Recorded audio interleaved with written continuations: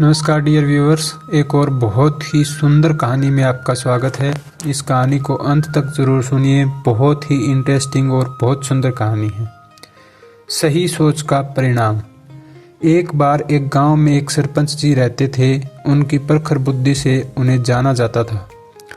पूरा गांव उनके सम्मान करता था। उनका सम्मान करने के साथ साथ वो उनका बहुत आदर करते थे।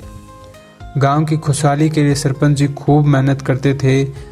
यही नहीं, दूर दूर से भी लोग उनके पास न्याय मांगने आते थे। एक बार दूर गांव से उनको मिलने एक व्यक्ति आता है और कहता है कि मैंने किसी यात्री को रात में रहने के लिए जगह दी, किंतु वह कीमती चीज़ लेकर भाग गया।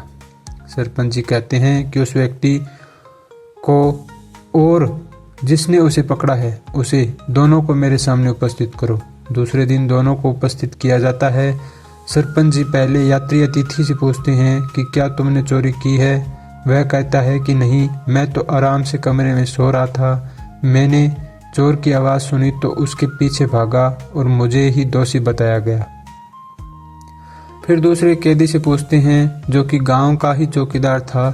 वह कहता है कि मैंने इसे भागते हुए देखा, तभी मैंने इसको पकड़ा। सरपंच की कुछ समझ में नहीं आ रहा था। उन्हें दूसरे दिन आने के लिए कहा, लेकिन दूसरे दिन भी कुछ न हुआ। फिर सरपंच जी ने एक उपाय सोचा और कहा कि गांव के बाहर एक बक्सा पड़ा है, तुम दोनों उसे मेरे पास ले आओ तो तुम दोनों की चोरी की सज़ा क्षमा कर दिया जाएगा। दोनों दौड़ते हुए जाते हैं और दोनों जाकर के बक्से को देखते हैं। देखने के बाद दोनों मिलकर के उस बक्से को उठाते हैं और दोनों बात करते हैं।